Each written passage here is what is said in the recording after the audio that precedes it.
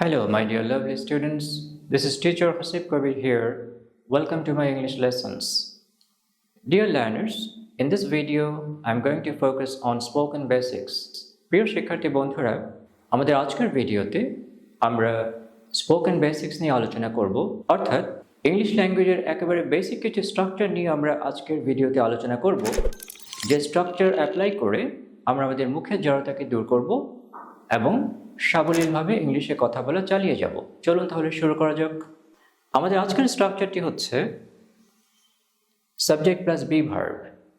Now be verb, be অর্থ হচ্ছে হওয়া। বি ভার্ব বলতে আমরা বুঝে থাকি অ্যাম, ইজ, আর, ওয়াজ, ওয়্যার, আর এটার পাস্ট পার্টিসিপল ফর্ম হচ্ছে বিন।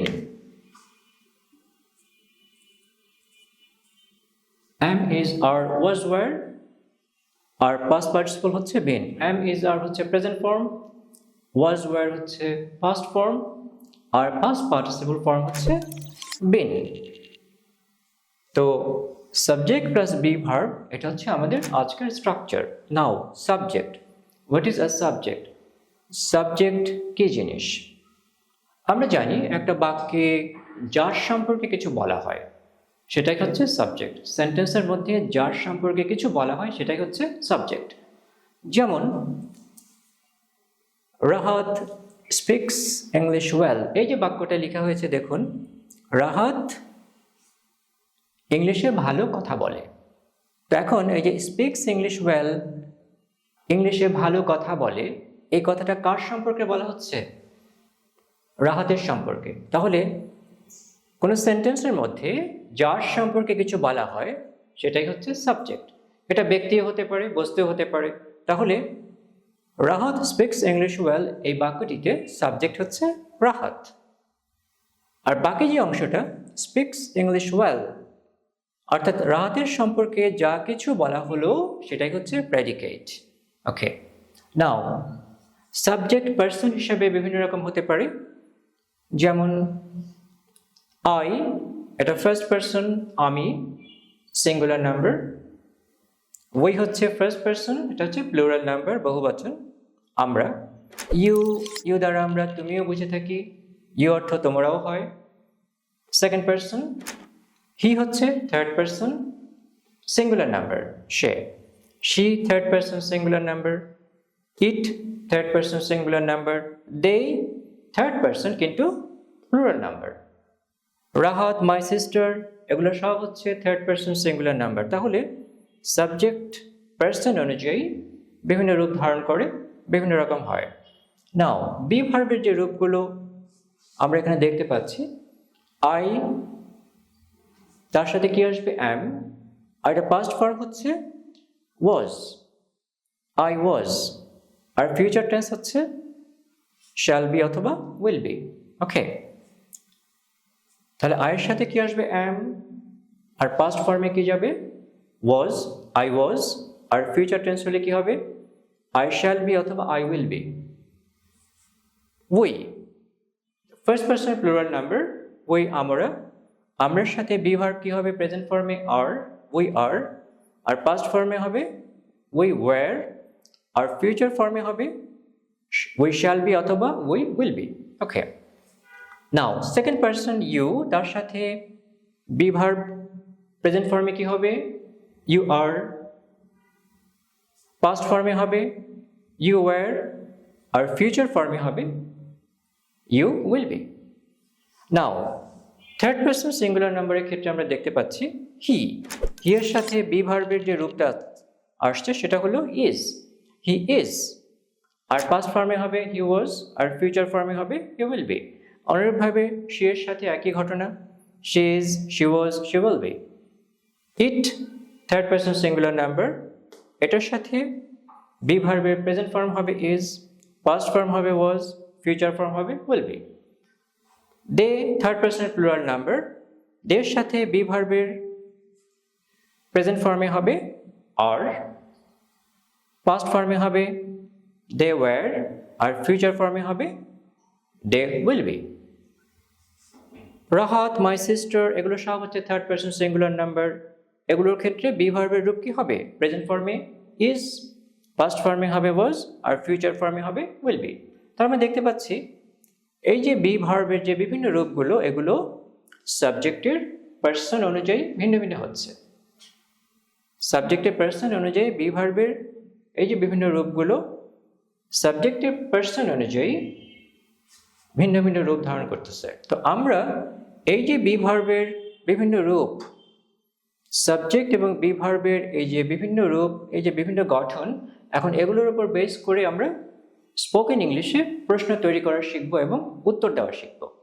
এখন আমরা শিখব how to make questions with be verb, অর্থাৎ এই যে সাবজেক্ট প্লাস বি ভার্ব, এই যে স্ট্রাকচারটি, এটা প্রয়োগ করে আমরা কিভাবে প্রশ্ন করা এবং উত্তর দেওয়া শিখব। প্রথমে আমরা অ্যাসার্টিভ বাক্য তৈরি করব, যেমন আই এম ফ্রি। এটাকে যদি প্রশ্ন করা হয় তাহলে আমরা কিভাবে করব? অ্যাম আই ফ্রি, অর্থাৎ বি ভার্ব অ্যামটা বাক্যের শুরুতে চলে আসলো, অ্যাম আই ফ্রি। অনুরূপভাবে ইউ আর হ্যাপি, যদি আপনি এটাকে দিয়ে প্রশ্ন তৈরি করেন তাহলে কি হবে? Are you happy. অনুরূপভাবে হি ইজ কনফিডেন্ট, যদি আমরা এটাকে দিয়ে প্রশ্ন করি তাহলে কি হবে? Is E confident? নাও এখন আমরা বি ভার্ব ইউজ করে প্রশ্ন করা এবং উত্তর দেওয়া শিখব। যদি আপনাকে প্রশ্ন করা হয় আর ইউ হ্যাপি, আপনার আনসারটা দুরকম হতে পারে, ইয়েস আই এম হ্যাপি। আর যদি এই প্রশ্নটা আমি আপনাকে একটু ঘুরিয়ে বলি, আর ইউ স্যাড অথবা আর ইউ ডিপ্রেসড, আপনি কি বিষণ্ণ, তাহলে আপনি কিভাবে বলবেন আনসারটি? No I am happy. এই বক্সে যে আমরা যে ওয়ার্ডগুলো দেখতে পাচ্ছি, এখন এই ওয়ার্ডগুলো দিয়ে আমরা প্র্যাকটিক্যালি প্রশ্ন করব এবং উত্তর দেব। যদি আপনাকে বলা হয় আর ইউ এক্সট্রোভার্ট, এক্সট্রোভার্ট শব্দের অর্থ মিশুক, আপনি কি মিশুক, আপনি আনসারটা কিভাবে করবেন? Yes I am extrovert. এখন এই কোশ্চেনটা যদি একটু ঘুরিয়ে আপনাকে বলা হয় আর ইউ ইন্ট্রোভার্ট, ইন্ট্রোভার্ট মানে হচ্ছে আপনি সোশ্যাল না, অর্থাৎ আপনি লোকজনদের সাথে মেলামেশা করতে পছন্দ করেন না, অন্তর্মুখী বলা হয়। যদি আপনাকে বলা হয় আর ইউ ইন্ট্রোভার্ট, তুমি কি অন্তর্মুখী, তাহলে আপনি আনসারটা কি করবেন? No I am extrovert. Are you solvent, তুমি কি সচ্ছল, আপনার আনসারটা কি হবে? Yes I am solvent, I am rich. এই প্রশ্নটা যদি আমি একটু ঘুরিয়ে আপনাকে বলি আর ইউ ব্রোক, ব্রোক মানে হচ্ছে কপর্দক্ষিণ, অর্থাৎ আপনার একেবারেই কোনো টাকা পয়সা নেই।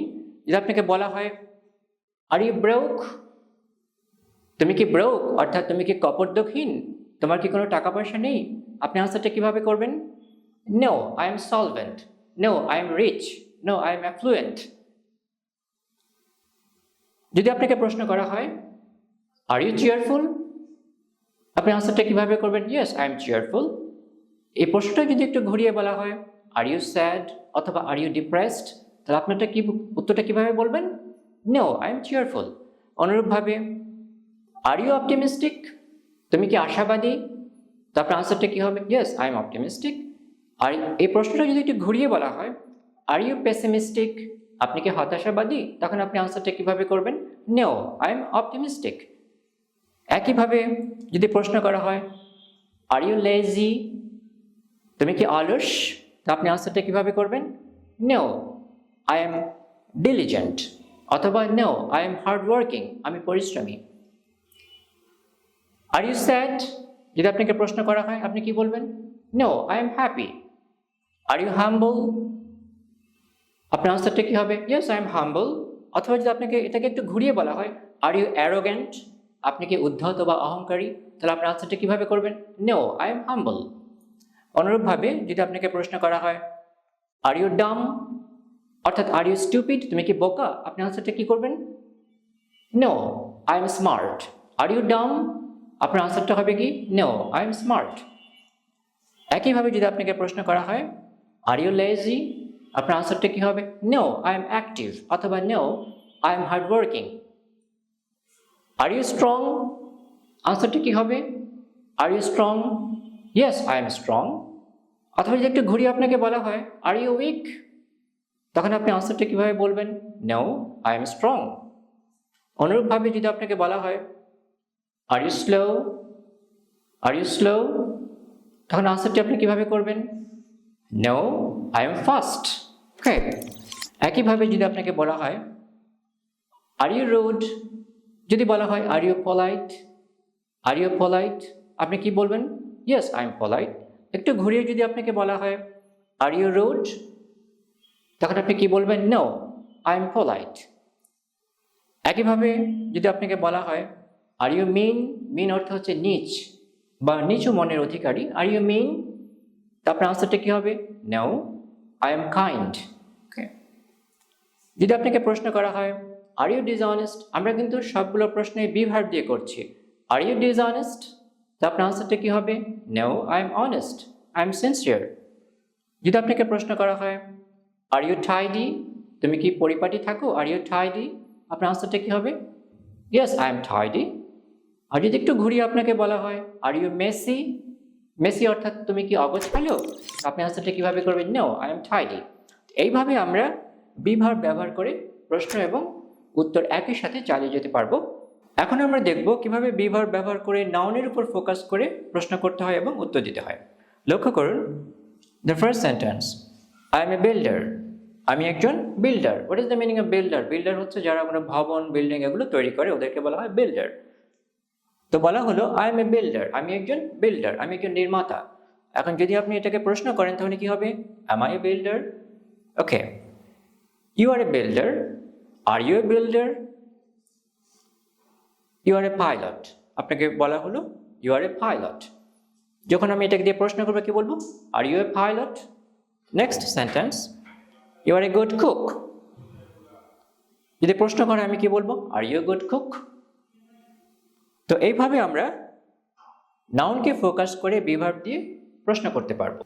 এখন আমরা শিখবো এই বি ভার্ব ব্যবহার করে কিভাবে নাউনের উপর ফোকাস করে আমরা প্রশ্ন করবো এবং উত্তর দিব। নাও এই বক্সের মধ্যে যে নাউনগুলো দেখতে পাচ্ছি আমরা, এখন এগুলোকে ফোকাস করে আপনারা প্র্যাকটিস করবেন। সাপোজ আপনাকে প্রশ্ন করা হলো are you a barber? Are you a barber? Barber মানে কি? নাপিত। তুমি কি একজন নাপিত? Are you a barber? যদি আপনার আনসারটা পজিটিভ হয় তাহলে কি বলবেন? Yes, I am a barber. আর যদি আপনি বার্বার না হন তাহলে আপনি কি বলবেন? No, I am not a barber, I am a teacher. একইভাবে যদি আপনাকে প্রশ্ন করা হয় আর ইউ এ ডক্টর? আপনার আনসারটা যদি নেগেটিভ হয় তাহলে কি বলবেন? No, I am not a doctor, I am a teacher. No, I am not a doctor, I am a teacher. যদি আপনাকে প্রশ্ন করা হয় are you an editor? Is it a positive answer? আপনি কি বলবেন? Yes, I am an editor. Okay, yes, I am an editor. আর যদি না হয় তাহলে কি বলবেন? No, I am not an editor, I am a teacher. যদি আপনাকে বলা হয় are you a singer? If it is a positive reply তাহলে কি বলবেন? Yes, I am a singer. আর যদি নেগেটিভ হয় তাহলে কি বলবেন? No, I am not a singer, I am a doctor. এইভাবে যদি আপনাকে জিজ্ঞেস করা হয় are you a businessman? If you are a businessman তাহলে কি বলবেন? Yes, I am a businessman. আর যদি এটা আনসার নেগেটিভ হয় তাহলে আপনি কি বলবেন? No, I am not a businessman, I am a programmer. এইভাবে আমরা নাউনকে ফোকাস করে বিভাগ দিয়ে খুব সহজে প্রশ্ন করব এবং সেগুলোকে উত্তর করব। ডিয়ার লার্নার্স, আজকের ক্লাসে আমরা ইংরেজি ভাষার একদম বেসিক একটা স্ট্রাকচার নিয়ে আলোচনা করলাম। যদিও স্ট্রাকচারটি খুবই বেসিক এবং সিম্পল, কিন্তু মুখের জড়তা কাটানোর জন্য এটা খুবই কার্যকর একটা পদ্ধতি। তো আপনারাও এইভাবে subject plus be verb structure apply করে বারবার নতুন নতুন বাক্য তৈরি করে প্র্যাকটিস করবেন। আর বক্সের মধ্যে এখানে আমরা যেভাবে ক্লাসে করলাম, বিভিন্ন ধরনের অ্যাডজেক্টিভ দিয়ে আমরা প্রশ্ন করেছি এবং উত্তর দিয়েছি। আবার এখানে আমরা বিভিন্ন ধরনের নাউন দিয়ে প্রশ্ন করেছি এবং উত্তর করেছি। আপনারা এরকম আরও নতুন নতুন অ্যাডজেক্টিভ, নতুন নতুন নাউন দিয়ে প্র্যাকটিস করবেন। বারবার বলতে থাকবেন, বারবার প্রশ্ন করবেন, উত্তর করবেন। আপনি আপনার ফ্রেন্ড সার্কেলের সাথে, আপনার পরিবার পরিজনদের সাথে এই অ্যাডজেক্টিভ এবং এই নাউনগুলো ব্যবহার করে সাবজেক্ট প্লাস বি ভার্ব এই স্ট্রাকচার অ্যাপ্লাই করে বারবার প্রশ্ন করবেন এবং উত্তর দেবেন। তো এতে করে কি হবে? আপনার ইংরেজিতে কথা বলতে গিয়ে যে মুখের জড়তা তৈরি হয়, যে ভীতি কাজ করে, এই ভীতি বা নার্ভাসনেস এগুলো খুব দ্রুতই চলে যাবে এবং ইনশাআল্লাহ আপনার ফ্লুয়েন্সি ডেভেলপ করবে। তো আশা করি প্রিয় শিক্ষার্থী বন্ধুরা, ক্লাসটি আপনাদের ভালো লেগেছে এবং আপনারা এটা থেকে উপকৃত হবেন।